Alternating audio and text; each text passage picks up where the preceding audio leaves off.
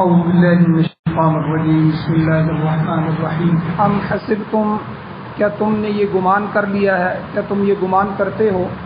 ان تدخلوا الجنہ، کہ تم جنت میں داخل ہو جاؤ گے،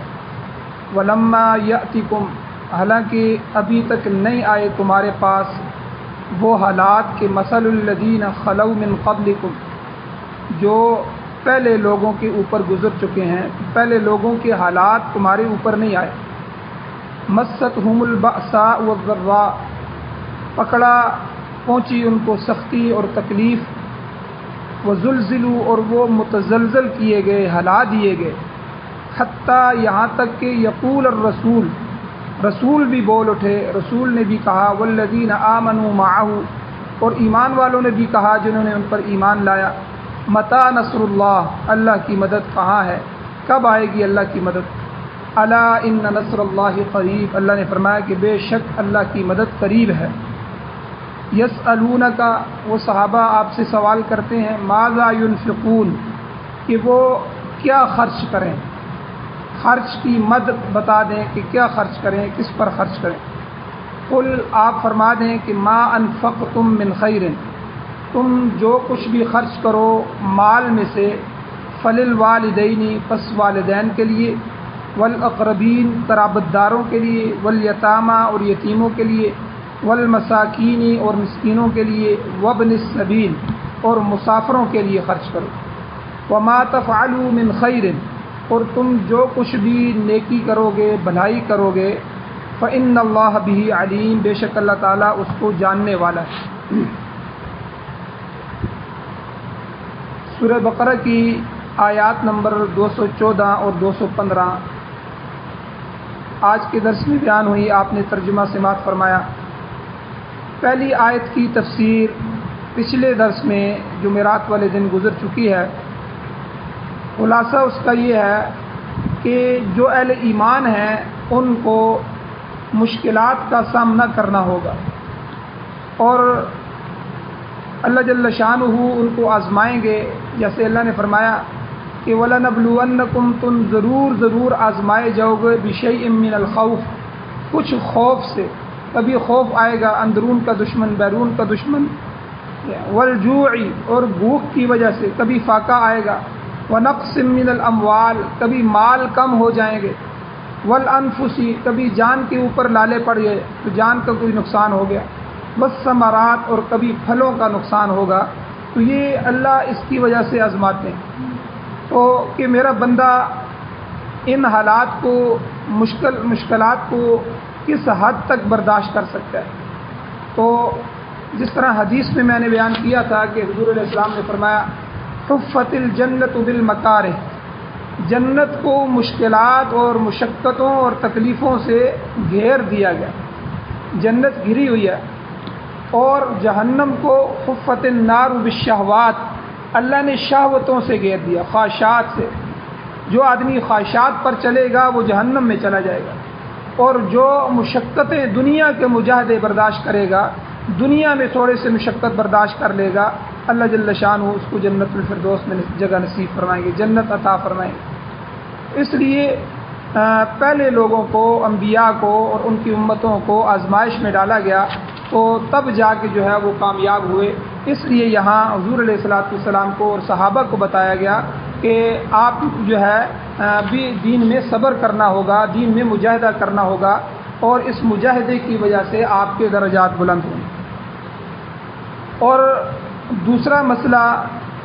جو آیت کے متعلق، دوسری آیت کے متعلق ہے، وہ خرچ کے مدات ہیں۔ خرچ کی مختلف مدات ہیں کہ کہاں کہاں خرچ کرنا ہے۔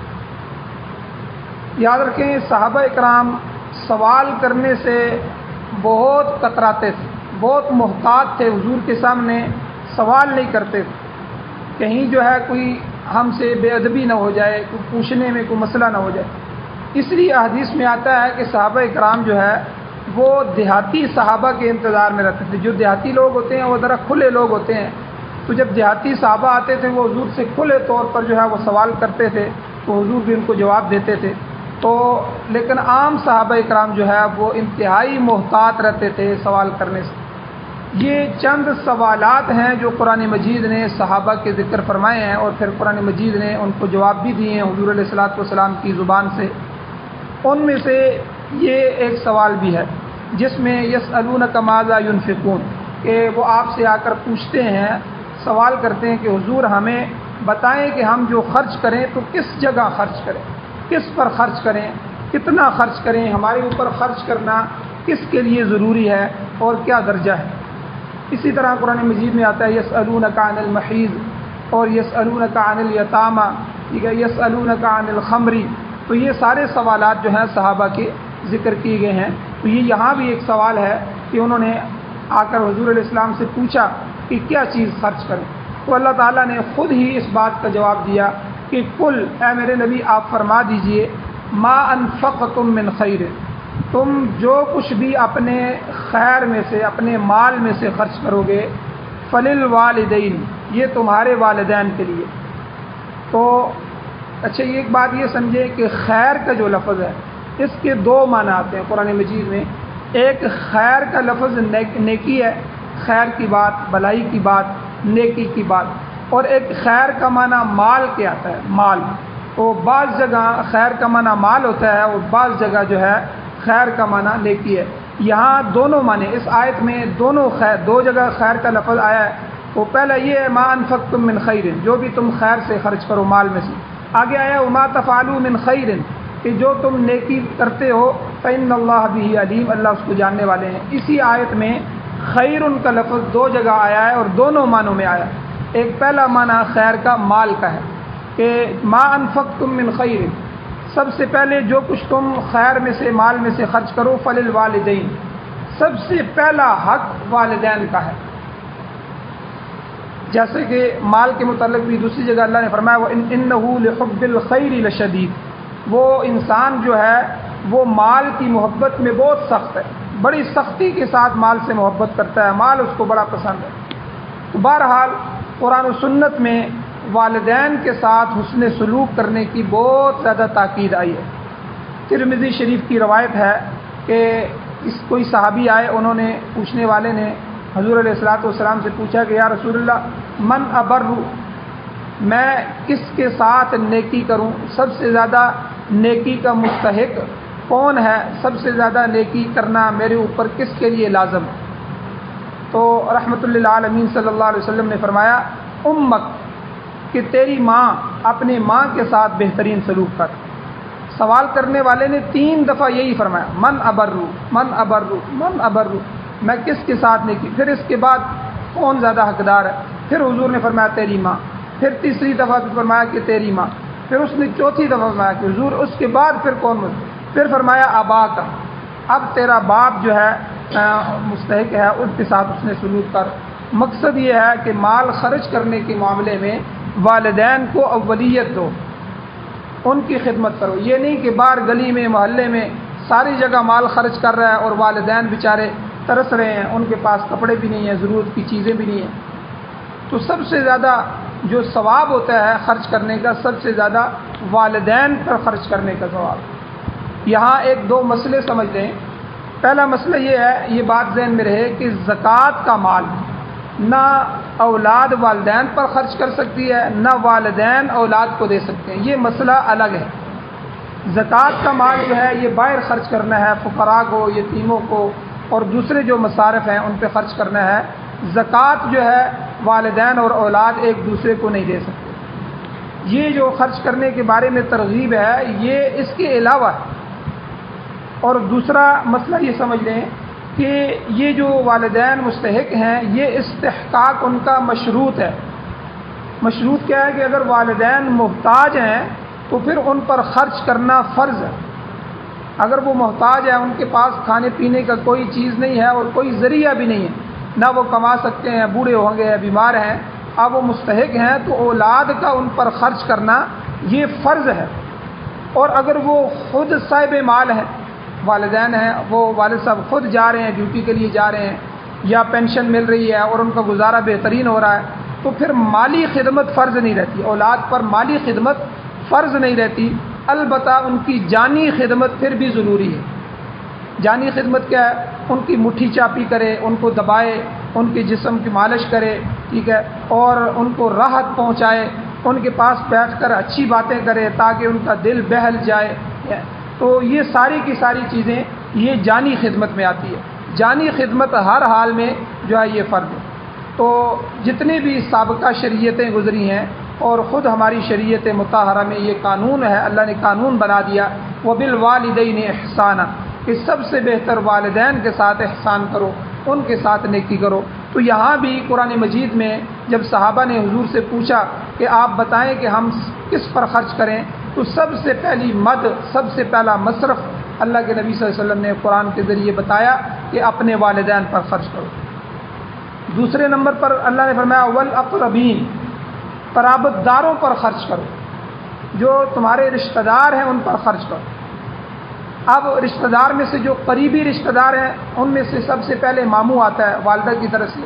والد کی طرف سے چاچا آتا ہے، پھر والدہ کی طرف سے ان کی بہنیں جو ہیں وہ خالہ آتی ہیں، والد کی طرف سے جو بہنیں ہیں پھوپھیاں آتی ہیں، پھر ان کی اولادیں ہیں، ٹھیک ہے، پھر اپنے اب جو ہے بہن بھائی ہیں، سکے بہن بھائی ہیں۔ تو یہ قریبی رشتہ دار ہیں، یہ بالکل دل کے ساتھ جڑے ہوئے رشتے ہیں، ان پر جو ہے خرچ کرنا یہ قرآن مجید نے دوسرے نمبر پر، جب والدین پر خرچ کر لیا پھر بھی مال بچتا ہے تو اپنے قریبی رشتہ داروں پر خرچ کرو۔ ہم نے کئی جگہ دیکھا ہے، کئی لوگ بڑے خرچ کرتے ہیں، بات کہتے ہیں لوگ ان کو کہتے ہیں یہ بڑے سخی ہیں، لیکن ان کا اپنا بھائی بھیک مانگ رہا ہوتا ہے، ان کا اپنا بھائی گھر میں محتاج ہوتا ہے، اس کے پاس اتنے پیسے نہیں ہوتے کہ وہ اپنی بچی کی شادی کر سکے، تو یعنی وہ محتاج بن چکا ہوتا ہے اور یہ جو ہے باہر خرچ کر رہا ہے۔ تو اس لیے سب سے پہلے والدین کا خرچ بتایا، اس کے بعد اقربین قریبی رشتہ داروں کا بتایا دوسرے نمبر۔ تو حضور علیہ الصلوۃ والسلام کے پاس ایک صحابی آئے، انہوں نے کہا کہ یا رسول اللہ، کہ قرآن مجید کہتا ہے کہ لن تنالوا البر حتى تنفقوا مما تحبون، کہ جو چیز تمہارے دل کو لگی ہوئی ہے، جس سے تم سب سے زیادہ محبت کرتے ہو، جب تک وہ خرچ نہیں کرو گے تو تم جو ہے نیکی کے درجے کو نہیں پاؤ گے، اللہ کے ہاں تک قربتوں کو نہیں پا سکو گے۔ تو میرا مال جو ہے، میرے مال میں سے میرا ایک باغ ہے، یہ باغ مجھے بڑا پسند ہے، تو میں اللہ کے راستے میں اس کو صدقہ کرتا ہوں۔ حضور نے فرمایا اچھا ٹھیک ہے، تمہارا صدقہ ہم نے قبول کر لیا، تمہارے قریبی رشتہ دار ہیں، چچا وغیرہ ہیں، بھائی بہنیں وغیرہ ہیں، انہوں نے کہا جی ہاں۔ فرمایا کہ یہ مال، یہ جو باغ ہے یہ ان کو بھی دے دو، جاؤ ان کو دے دو، یہ تمہارا صدقہ قبول ہوگا۔ انہوں نے آ کر اپنے قریبی رشتہ داروں میں وہ تقسیم کر دیا۔ تو اس لیے یاد رکھیں دوسرے نمبر پر اقربین کا درجہ آتا ہے، قرآن مجید نے یہ بتایا ہے کہ، اور دوسری جگہ اللہ نے فرمایا وَآتِ ذِی الْقُرْبَى حَقَّهُ، قریبی رشتہ داروں کو ان کا حق دو، یعنی کیا مطلب کہ ہم نے جو حق رکھا ہے اس حق کو ان کو دو۔ اور اس کا فلسفہ قرآن نے یہ بیان فرمایا کہ قرآن نے دوسری جگہ فرمایا آتوہم من مال اللہ الذی آتاکم، کہ دو ان قریبی رشتہ داروں کو من مال اللہ، اللہ کے مال میں سے۔ دیکھو ہمارے مال کو اللہ نے اپنا مال کہا، اللہ کے اس مال میں سے کہ الذی آتاکم، جو مال اللہ نے تمہیں عطا فرمایا۔ اب دیکھیں مختلف ذریعوں سے یہ مال ہمیں حاصل ہوتا ہے، کسی کو وراثت سے ملتا ہے، اس کے والد صاحب فوت ہو گئے، ٹھیک ہے، دادا فوت ہو گئے، والد فوت ہوا تو والد کی وراثت ملی، بہت ساری زمین آ گئی اس کو، ٹھیک ہے، اور بینک بیلنس تھا تو اس میں سے پیسے اس کو مل گئے، یہ بھی اللہ نے اس کے لیے ایک ذریعہ رکھا ہے، اس ذریعے سے ملے، اس کی کوئی محنت نہیں ہوئی، گھر بیٹھے ہی وراثت کا مال اس کو مل گیا۔ اسی طرح کسی نے تجارت کی تو تجارت میں اس کو نفع حاصل ہوا، تجارت بھی ایک ذریعہ ہے مال کمانے کا، یہ بھی اللہ کی طرف سے، اللہ ہی نفع دینے والے ہیں، نفع نقصان دینے والی وہ ذات ہے۔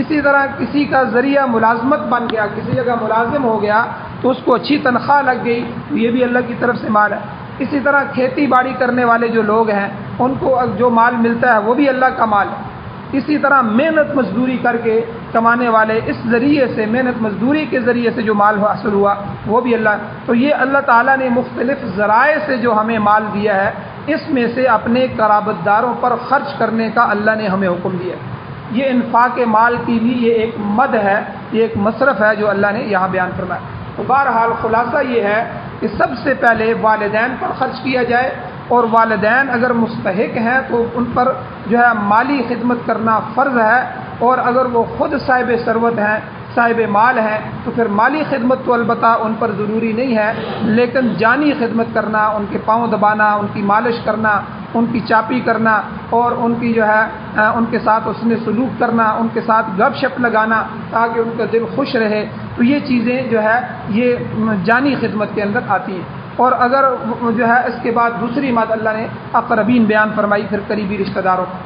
اب تیسری اور جو ہے چوتھی بات اللہ نے بیان فرمائی، والیتامى والمساکین،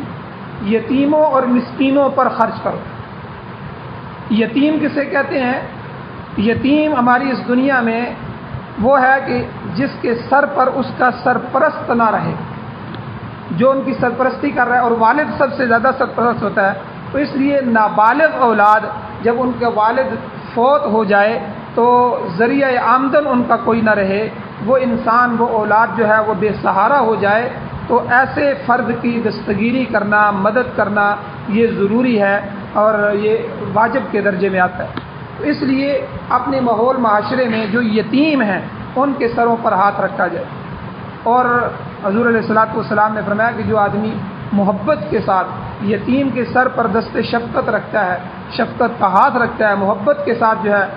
کہ یہ یتیم ہے جو ہے ان کی صرف ہاتھ رکھ دیتا ہے، اس کے نیچے جتنے بال آتے ہیں اللہ جل شانہ اتنی نیکیاں اس کو عطا فرماتے ہیں۔ آپ اندازہ لگائیں اسلام کے اندر کتنی جو ہے اس نے سلوک کا کتنا درجہ ہے۔ تو اس لیے یتیموں پر خرچ کیے۔ اور مسکین کسے کہتے ہیں؟ مسکین وہ آدمی ہے جو محنت کر رہا ہے، کوشش کر رہا ہے، ٹھیک ہے، چھوٹی موٹی مزدوری بھی کر رہا ہے، لیکن ان سب کے باوجود اپنے ضروری اخراجات پورے کرنے کے قابل نہیں، اپنے ضروری اخراجات پورے نہیں کر سکتا۔ ایسے شخص بھی زکوٰۃ کا حقدار ہے، مستحق ہے، اور عام صدقے کا بھی، زکوٰۃ وغیرہ بھی ایسے یتیموں اور مسکینوں کو دی جائے اور صدقہ بھی ان کو دیا جائے۔ قرآن مجید نے فرمایا انما الصدقات للفقراء والمساکین، کہ صدقات اور خیرات کے حقدار وہ شخص ہیں جو یتیم ہیں اور مسکین ہیں، جو محنت مزدوری کرنے کے باوجود اپنے بچوں کی بنیادی ضروریات بھی پوری نہیں کر سکتے۔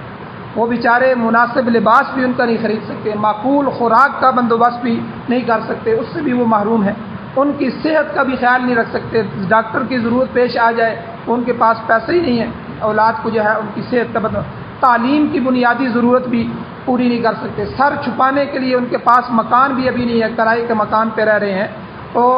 تو یہ ساری کی ساری چیزیں جو ہے یہ مسکین کے اندر آتی ہیں۔ تو اب یورپ والے اور امریکہ والے اس پر بڑا فخر کرتے ہیں کہ دیکھو ہم نے یہ قوانین بنائے ہیں، حالانکہ یاد رکھیں یہ چارٹر جو ہے، یہ قوانین جو ہے یہ قرآن و سنت کے مقرر کردہ ہیں، یہ تو ہمیں اللہ اور اللہ کے رسول نے ہمیں عطا فرمائے تھے۔ حقوق اللہ اور حقوق العباد کی تعلیم جو قرآن اور سنت نے ہمیں دی ہے، دنیا کے اندر ایسا منشور اور ایسا چارٹر جو ہے جو قرآن نے پیش کیا ہے، حضور علیہ الصلوۃ والسلام کے فرمان کے اندر موجود ہے، ایسا چارٹر کسی قوم کے پاس نہیں۔ اب یہ چارٹر، یہ قانون، یہ منشور جو ہے، یہ جو دستور ہے، یہ یورپ نے ہم سے لے لیا اور اس پر وہ فخر کر رہے ہیں اور ہم ان کے غلام بنے ہوئے ہیں، حالانکہ ہمیں ان کے غلام بننے کی ضرورت نہیں ہے۔ حقوق اور فرائض کے متعلق جو قوانین ہیں جو قرآن و سنت نے بیان فرمائے ہیں، اور آپ خلافت راشدہ کا دور اٹھا کے دیکھیں، حضرت ابوبکر صدیق رضی اللہ تعالیٰ عنہ خلیفہ وقت ہے، اور بڑھیا جو اندھی بڑھیا ہے اس کے گھر میں صبح کے وقت جا کے جھاڑو دے رہا ہے، خلیفہ وقت۔ تو بوڑھی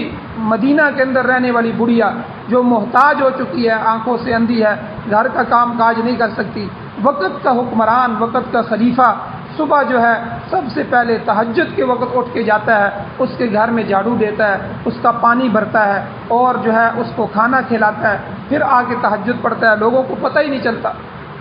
حضرت عمر رضی اللہ تعالیٰ عنہ کو زمانہ آتا ہے تو حضرت عمر کو جب پتہ لگتا ہے کہ ایک بڑھیا ہے تو اس طرح جو ہے مدینے کے اندر ہے، وہ جاتے ہیں تو ان کے کھانا کھلانے کا انداز الگ ہے۔ اب بڑھیا سمجھ گئی، بڑھیا کہتی ہے کہ کیا بات ہے، ایک تو 2-3 دن ہو گئے ہیں تم آئے نہیں ہو میری خدمت کے لیے، اور اب آئے ہو تو کھانا بھی جو ہے وہ تیزی کے ساتھ کھلا رہے۔ حضرت عمر سمجھ گئے کہ اس سے پہلے کوئی آ رہا تھا، تو انہوں نے کہا کہ بڑھیا جو مجھ سے پہلے آنے والا تھا وہ فوت ہو چکا ہے۔ تو تب بڑھیا کو پتہ چلا کہ انہوں نے اپنا نام بھی نہیں بتایا کہ میں ابوبکر صدیق ہوں، انہوں نے کہا وہ صدیق تھا کہ جو فوت ہو گیا، میں عمر فاروق ہوں، اس لیے مجھے پتہ نہیں ہے۔ تو تو میں آہستہ آہستہ تمہاری خدمت کروں گا، تو مجھے طریقہ اور سلیقہ بھی سکھاؤ۔ تو یہ وقت کے حکمران تھے جو لوگوں کی خدمت میں لگے ہوئے، تو اس لیے یہ جو قوانین ہیں یہ ہمارے خلفائے راشدین نے ہمیں سکھائے ہیں، ہمارے قرآن و سنت نے ہمیں سکھائے ہیں۔ آج یورپ جو ہے وہ اپنے لوگوں کی خدمت کر رہے ہیں اور اس پر فخر کر رہے ہیں، اور جو قوانین اسلام کے وہ انہوں نے لیے ہیں تو ہم ان کے غلام بن گئے۔ ہم قرآن و سنت کے غلام کیوں نہیں بنتے؟ تو بہرحال تیسری اور چوتھی مد خرچ کرنے کی قرآن مجید نے والدین اور قریبی رشتہ داروں کے بعد یتیم اور مسکین بیان فرمائے ہیں کہ یتیموں پر مسکینوں پر خرچ کرو۔ یہ جو 14 15 16 20 ہزار روپیہ تنخواہ جن کی ہوتی ہے تو ان کا گزارا بھی مشکل ہوتا ہے، گھر کی بنیادی جو ہے ضرورتیں پوری نہیں کر سکتے، یہ بھی مساکین کے اندر آتے ہیں۔ یاد رکھیں کہ اپنی بنیادی ضرورتوں کو یہ پورا نہیں کر سکتے، اس لیے یہ بھی مساکین کے اندر آتے ہیں۔ چوتھا مصرف اللہ نے بیان فرمایا وابن السبیل، مسافروں پر خرچ کرو۔ اللہ تعالیٰ نے مسافروں کی خدمت کا بھی حکم فرمایا کہ مسافروں پر خرچ کرنا بھی تمہارے مال کے مصارف میں سے ایک مصرف ہے۔ یہاں یہ بات اچھی طرح جان لینی چاہیے کہ اس معاملے میں کسی پارٹی یا گروہ کی تخصیص نہیں ہے، یہ فلاں پارٹی کا ہوگا یا ہماری پارٹی کا ہوگا تو تب ہم خرچ کریں گے، بلکہ جو ہے کسی گروہ سے بھی ہو، بلکہ کافر مہمان بھی ہو تو اس پر بھی خرچ کرنا۔ حدیث میں آتا ہے حضور علیہ السلام نے فرمایا من کان یؤمن باللہ، جو اللہ پر ایمان رکھتا ہے، فلیکرم ضیفہ، اسے چاہیے کہ اپنے مہمان کا اکرام کرے، مہمان کی دعوت کرے، مہمان کو کھلائے پلائے، مہمان کی مہمان نوازی کرے۔ یعنی کتنی زبردست حدیث۔ تو مسافر جو ہوتا ہے یہ بھی مہمان ہوتا ہے، یاد رکھیں۔ پہلے زمانے میں ہمیں یاد تھا جب ہم چھوٹے چھوٹے ہوتے تھے تو لوگوں کی بیٹھکیں ہوتی تھی مسجد میں، جب کوئی مہمان آ کے ٹھہرتا تھا تو لوگ کوئی نہ کوئی اس کو اپنے گھر لے جاتا تھا، چلو بھائی آؤ کھانے کا وقت ہے، آؤ میں آپ کی خدمت کرتا ہوں، گھر میں لے جاتا تھا، گھر میں بٹھا کے اس کی خدمت کرتا، اس کو آرام کے لیے جو ہے پنکھا لگا کے دیتا، وہ آرام کرتا، اس کے بعد مسافر چلا جاتا۔ یہ ہم نے خود اپنے بچپن میں دیکھا ہے۔ اور پہلے زمانے میں قرون اولیٰ میں صحابہ تابعین تبع تابعین اور پہلی صدیوں کے زمانے میں تو جو ہے مسافروں کی بڑی خدمت ہوتی، ان کے لیے جو ہے جگہ بنائی ہوتی تھی اور ان کے لیے ٹھہرنے کے لیے جو ہے مسافر خانے ہوتے تھے اور جو ہے بڑی خدمت ہوتی تھی۔ تو اس لیے مسافر پر وابن السبیل، مسافر پر خرچ کرنا، مسافر کیونکہ مہمان ہوتا ہے اور مہمان کے متعلق اللہ کے نبی نے اور اسلام نے جو ہمیں ہدایات دی ہیں کہ ایک دن کی خدمت کرنا یہ تو ہمارے اوپر لازم ہے۔ ایک دن کی خدمت خوب خاطر تواضع کی جائے، اپنی وسعت کے مطابق خرچ کیا جائے، اپنی وسعت سے زیادہ خرچ کیا جائے۔ ایک دن، وہ ایک دن میں مہمان رہتا ہے، اور دوسرے دن جو ہے دوسرے دن اور تیسرے دن 3 دن تک اس پر خرچ کرنا یہ مہمانی سے نکل جاتا ہے، یہ ضیافت میں آ جاتا ہے، یہ ضیافت ہے۔ اور 3 دن کے بعد بھی اگر کوئی آپ کے گھر میں آ گیا، آپ کا قریبی رشتہ دار، کوئی مہمان، کوئی مسافر ٹھہرا رہتا ہے تو اس کی خدمت کرنا وہ صدقہ شمار ہوتا ہے۔ پھر سمجھ لیں ایک دن تک یہ تو لازم ہے، ایک دن سے 3 دن تک جو ہے دوسرے دن تیسرے دن یہ ضیافت ہے، اور تیسرے دن کے بعد جتنے دن بھی وہ ٹھہرے گا یہ صدقہ ہوگا۔ تو اس لیے یہ ہمیں حکم دیا گیا۔ یہ 5 مدیں قرآن نے یہاں خرچ کرنے کی 5 مصارف بیان فرمائے۔ تو یاد رکھیں اسلامی معاشرے کی تعمیر جو ہے اس کے لیے ضروری ہے کہ کمزوروں اور محتاجوں کو اٹھایا جائے، ان کی مدد کی جائے، ان کی اعانت کی جائے، تاکہ وہ بھی سوسائٹی میں، معاشرے میں باعزت مقام حاصل کر سکیں۔ اللہ کے ہاں کلمہ گو جو ہے، ایمان والا جو ہے، اس کی بڑی عزت ہے۔ تو اس لیے دنیا کے معاملے میں بھی، معاشرے میں بھی ایسے لوگوں کی خدمت کی جائے۔ اللہ تعالیٰ نے ان مدات میں مال صرف کرنے کا حکم دیا ہے، برخلاف اس کے کہ ہم جو غیر ضروری مال خرچ کرتے ہیں، ناجائز کاموں پر خرچ کرتے ہیں، اللہ نے منع فرمایا، اسراف سے بھی منع فرمایا، اور اسے اللہ نے قرآن نے اسراف۔ اب دیکھیں دیواروں پر پردے لٹکانا،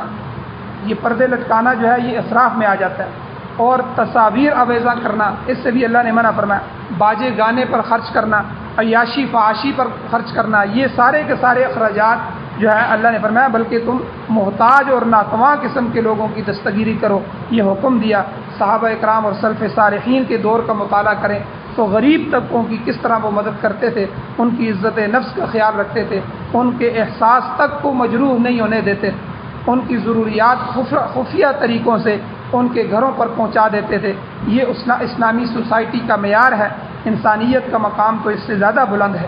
مگر آج ہمارا شیوا یہ ہے کہ جو گرا پڑا انسان ہے اس کو اٹھانے کے بجائے بالکل ختم کرنے کے در پہ ہوتے ہیں۔ آج ہمارے معاشرے میں جو آدمی گر جائے اس کو ہم اور گراتے ہیں۔ مثال کے طور پر میں آپ کو مثال دیتا ہوں،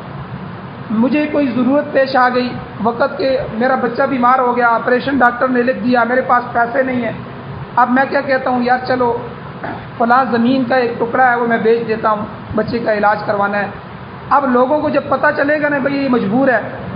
یہ زمین بیچ رہا ہے مجبوری میں، تو وہ کیا کرتے ہیں جو ہے اس کے اصل ریٹ سے بھی کم کر دیتے، نہیں بھائی نہیں ہم اتنے میں نہیں لیتے، پتہ ہے یہ مجبور ہے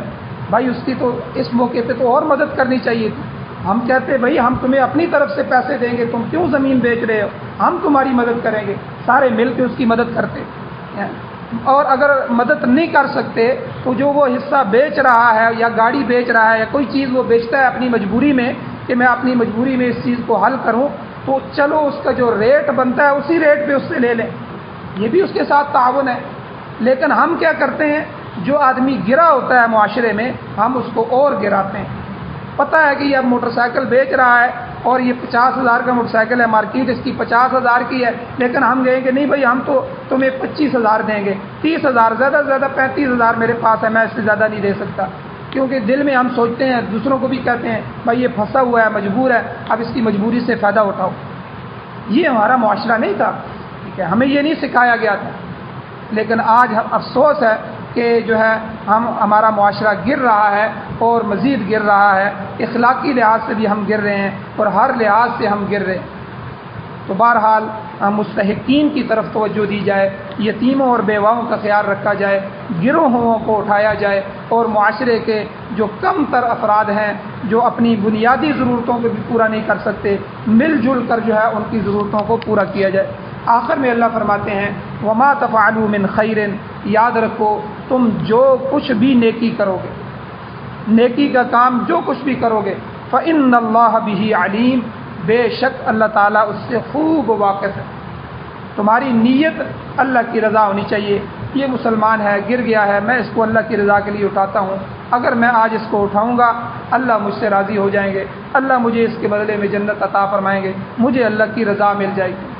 تو بندہ کسی کے ساتھ بھی نیکی کرے، والدین کے ساتھ، قریبی رشتہ داروں کے ساتھ، احسان کی نیت نہ ہو آج میں ان پر احسان کر رہا ہوں، کل ان سے کام لوں گا، ان کو کام کہوں گا، اور جب وہ کل کی کوئی کام کسی رشتہ دار کو کہا جاتا ہے وہ نہ کرے تو کہتے ہیں یار میں نے تجھے زکوٰۃ بھی دی ہے، فلاں موقع پہ میں نے تجھے مال بھی دیا ہے، میں تیرے ساتھ کام آیا ہوں، آج تو جو ہے میرا کام نہیں کرتا۔ یہ کیا ہوا؟ یہ اس نے نیکی کو ضائع کر دیا، اپنی زکوٰۃ کو ضائع کر دیا۔ بھائی تو نے جو نیکی کرنی تھی وہ تو اللہ کی رضا کے لیے کرنی تھی کہ یہ میرے کام آئے یا نہ آئے، مجھے اللہ نے حکم دیا ہے اپنی اولاد پر خرچ کرو، اپنی بیوی کو کھلاؤ وہ بھی صدقہ ہے، اپنے والدین پر خرچ کرو، ان کو دیکھنا ایک حج اور عمرے کا ثواب ہے، ٹھیک ہے، اپنے قریبی رشتہ داروں پر خرچ کرو، یتیموں اور مسکینوں پر خرچ کرنے کا اللہ نے حکم دیا، میں اللہ کے حکم کو پورا کرتے ہوئے اللہ کی رضا کے لیے کام کر رہا ہوں، نیت تو یہ ہونی چاہیے، لیکن ہماری نیتیں بھی خراب ہو گئی ہیں۔ تو بہرحال اللہ فرماتے ہیں جو کچھ بھی وما تفعلوا من خیر، تم نیکی کرو گے، فإن اللہ بہ علیم، اللہ تمہاری نیکی کو ضائع نہیں کرتا بلکہ اس کا پورا پورا اجر اللہ نے سنبھال کے رکھا ہوا ہے، وہ اللہ تمہارے اجر کو تمہارے لیے جو ہے آخرت میں رکھ دیا ہے، وہ تمہیں عطا کرے گا۔ بلکہ ایک حدیث میں آتا ہے حضور علیہ السلام نے فرمایا کہ اللہ فرماتے ہیں کہ میں صدقے کے مال کو پالتا ہوں، جو آدمی صدقہ کرتا ہے تو جس طرح ایک آدمی بکری کے چھوٹے سے بچے کو پال پال پال کے پورا بکرا اور بکری بنا دیتا ہے، تو اسی طرح قیامت کے دن وہ جب اللہ کے سامنے پیش ہوگا، اللہ اس کو جب ثواب دیں گے تو وہ حیران ہوگا کہ میں نے اتنا صدقہ تو نہیں کیا تھا جتنا میرے کھاتے میں لکھ دیا گیا، اتنا صدقہ پہنچ گیا۔ تو اللہ فرمائیں گے کہ میں نے جب تو نے نیت اچھی کی تھی، میری رضا کی نیت کی تھی، تو میں نے اپنے ہاتھوں میں تیرے صدقے کو لیا